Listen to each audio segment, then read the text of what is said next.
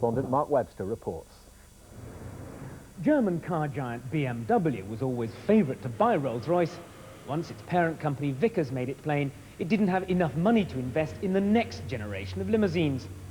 What's more, BMW already makes the new engine for the Silver Seraph.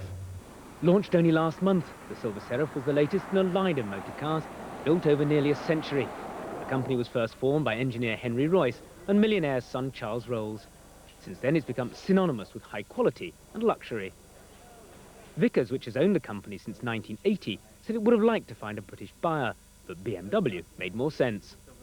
To take the business forward and also to give us good shareholder value, we had to find an automotive engineering partner. But do you understand why some people are very sad that it's no longer a British-owned company? Of course I understand that, yes, of course. I mean, it's a big name and so on. But of course the aero engine company still carries on here, being very, very British and being very successful. Beatle John Lennon, with his psychedelically coloured car, was one of a host of famous people who've had tailor-made Rolls-Royces. The Bhagwan Sri Rajneesh collected 90 of them. And the royal family have Rolls-Royces in common with such diverse historical figures as Lenin, Mussolini and Mao Zedong.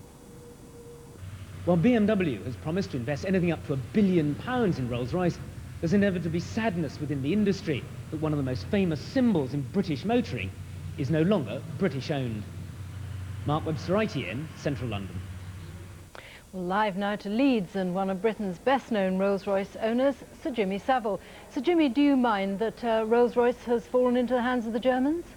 Well, business belongs to the world these days. You've got the brains, you've got the bread, you hold the ball. You ain't got the brains, you ain't got the bread, you drop the ball.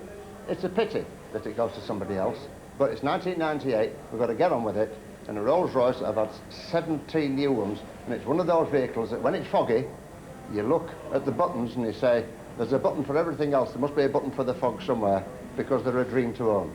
I was going to ask you, what is the big attraction of the Rolls-Royce? Is it what it symbolises? Is it the fact that it says to the world, I've arrived, or is it about what you feel like when you're driving it? Well, it's very bad for a single fella like me, because a girl will not get into a Rolls-Royce because it's too posh and too old. I thought you were going to say there was too much room on the back seat, but I don't actually think there that... is. I don't think a Rolls-Royce is a particularly sexy car, though, is it? No, it isn't. So I keep a little van. It's a lot better. If you're chugging down Coronation Street, nobody takes any notice of it. But Rolls-Royces are marvellous. I fell in love with mine when I was getting £1.05 a week down the pit, and one stopped at the bus stop when I was waiting for the pit bus. And I thought, hey, baby, the Godfather got to have one of them. And there was no chance of me getting one. But, you know, truth is stranger than fiction. And from that bus stop, at £1.05 a week, after 17 new ones, and I've got one now which is under a cloth. Hey, life very strange.